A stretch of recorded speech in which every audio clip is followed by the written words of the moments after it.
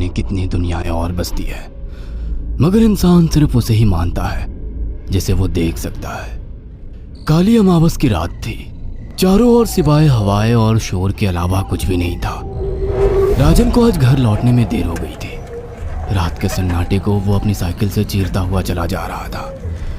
वो गांव की नदी तक पहुंचा ही था कि तभी उसे नदी के पास एक काला साया दिखाई दिया जो नदी के किनारे पानी को घूरे जा रहा था।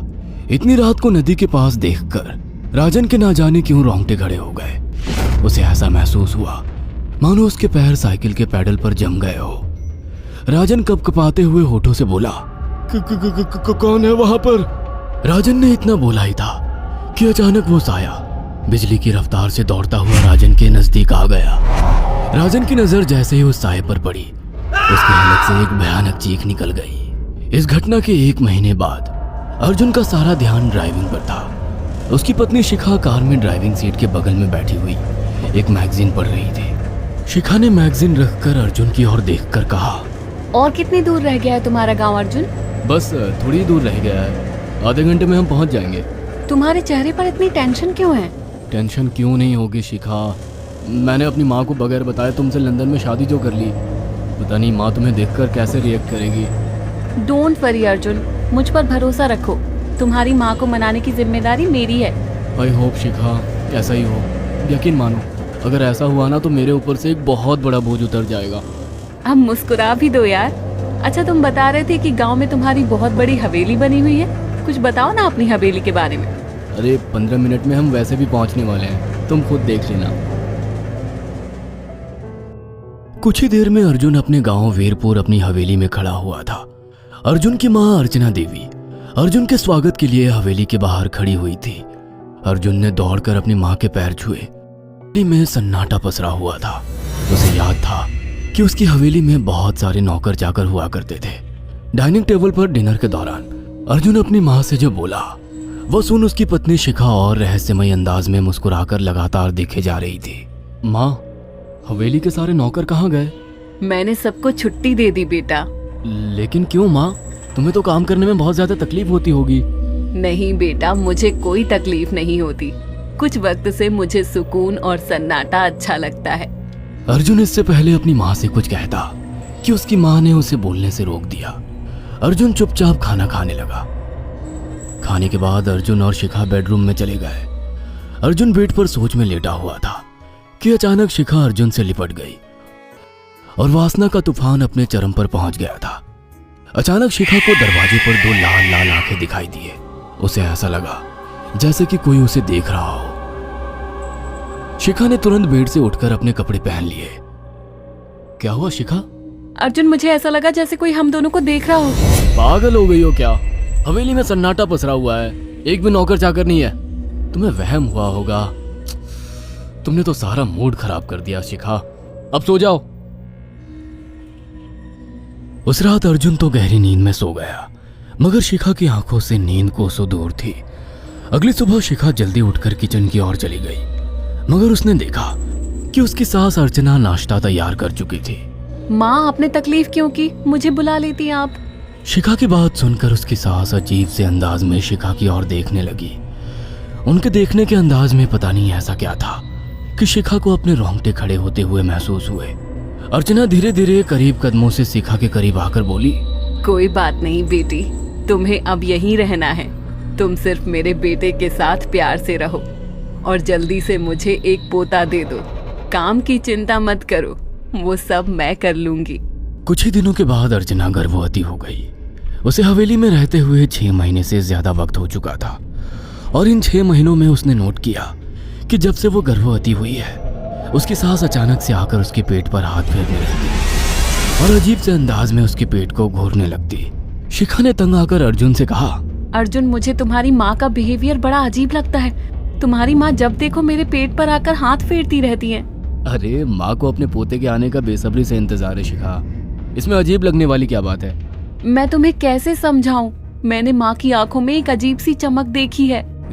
कैसी चमक? शिखा के मुंह से अचानक से एक अल्फाज निकल गया, जैसे किसी डायन की आंखों में होती है। शिखा की बात सुनकर अर्जुन का गुस्सा 7वें आसमान पर पहुंच गया। वो गुस्से से चीखते हुए बोला, खबरदार शिखा, आगे एक शब्द मेरी माँ के खिलाफ मत निकालना, नहीं तो मुझसे बुरा कोई नहीं होगा। तुम्हें शर्म आनी चाहिए शिखा। जब से तुम यहाँ पर आई हो तब से मेरी माँ तुम्हारी कितनी चिंता करती है। वह तुम्हें समय से खुद नाश्ता बनाकर देती है, खाना देती है, यहाँ तक कि हवेली की साफ सफाई भी वो अकेली करती है। क्या बोलूं अब तुमसे, शर्म आती है मुझे तुम्हें अपनी पत्नी कहते हुए। इतना कहकर अर्जुन गुस्से से कमरे से निकल गया। शिखा अर्जुन से बहुत कुछ कहना चाहती थी मगर कह नहीं पाई।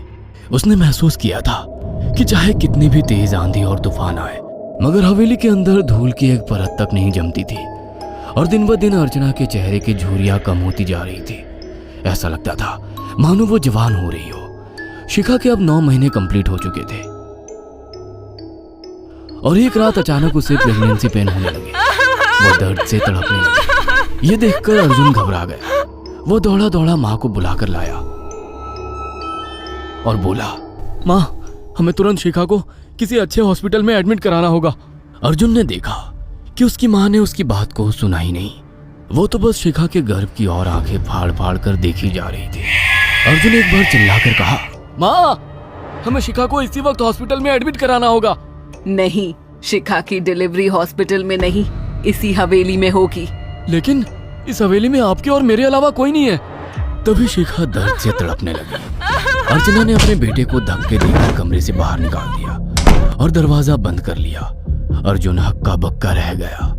अर्जुन दौड़ता हुआ गांव की ओर गया। उसने देखा कि गांव में एक पेड़ के नीचे गांव के सभी बुजुर्ग इकट्ठे थे। उनके हाथों में जलती हुई मशालें थीं। अर्जुन उनके पास पहुंच गया और बोला, मेरी मदद कीजिए, मेरी बीवी को प्रेगनेंसी दर्द हो रहे हैं। आप प्लीज किसी दाई को बुला लीजिए, जितना पैसा चाहिए देने को मैं तैयार हूँ। तभी उसके कानों में गांव के सरपंच की आवाज टकराई, बेवकूफ लड़के, तू अपनी बीवी को एक डायन के यहाँ पर मरने के लिए छोड़ आया। क्या कहना चाहते हैं आप जानते हैं आप क्या कह रहे हैं? वही जो तू सुन रहा है। तेरी माँ एक डायन है। इन गांव वालों के हाथों में जो मशाले देख रहा है ना, हम तेरी ही हवेली में आग लगाने जा रहे थे। तेरी माँ ने इस गांव में ना जाने कितने नौजवानों को मार कर खाया है। तेरी माँ एक डायन है। लगता है आपका दिमाग खराब हो गया है। आप जानते भी हैं मैं कौन हूँ? हाँ मैं जानता हूँ। तू ठाकुर धीरेन्द्र प्रताप का बेटा है। तेरे पिता को शक हो गया था कि तेरी माँ एक डायन है, इसीलिए उन्होंने तुझे हमेशा उससे दूर रखा। पहले तेरी माँ ने तेरे पिता को मारा और धीरे धीरे करके वह हवेली के सारे नौकरों को मार कर खा गई और फिर गांव वालों को भी मारने लगी। और अब तो तेरे होने वाले बच्चे को खाएगी, क्योंकि डायन को नवजात शिशु का मांस खाना बहुत पसंद होता है। अगर मेरी बात पर यकीन नहीं है तो चलकर मेरे साथ तू खुद अपनी आंखों से देख ले। इतना कहकर सरपंच अर्जुन को लेकर हवेली की ओर चल पड़ा। उसके पीछे कई लोग थे जो जलती मशाले पकड़े हुए थे। हवेली के अंदर घुसकर उन्होंने उस कमरे के दरवाजे को तोड़ दिया जहां पर शिखा थी। कमरे का मंजर देखकर अर्जुन के रोंगटे खड़े हो गए। उसने देखा कि उसकी माँ एक बेहद भयानक रूप में उसके बच्चे का मांस खा रही थी और उसकी पत्नी शिखा फर्श पर मरी हुई पड़ी थी और पूरा फर्श खून से लाल था। अर्जुन को अपनी आंखों पर यकीन नहीं आ रहा था कि तभी उसकी माँ उसके ऊपर झपटी। सरपंच ने चीखकर कहा, अरे इस डायन को आग लगा दो, जिंदा जला दो इसे और साथ ही साथ इस हवेली को भी। सभी लोगों ने जलती हुई मशाले डायन के ऊपर फेंक दी। देखते ही देखते डायन दर्द से चीखने और चिल्लाने लगी और कुछ ही देर में वो जलकर राख हो गई। हवेली में आग लगते ही सभी लोग अर्जुन को खींचकर बाहर ले आए। अगले दिन अर्जुन अपनी पत्नी की यादें साथ लेकर आंखों में आंसू लिए दोबारा लंदन वापस चला गया। अगर आपको हमारी ये कहानी पसंद आई हो तो इसे लाइक और शेयर करना ना भूलें। साथ ही ऐसी और नई कहानियों के अपडेट्स पाने के लिए हमारे चैनल अक्षु टीवी को जरूर सब्सक्राइब करें।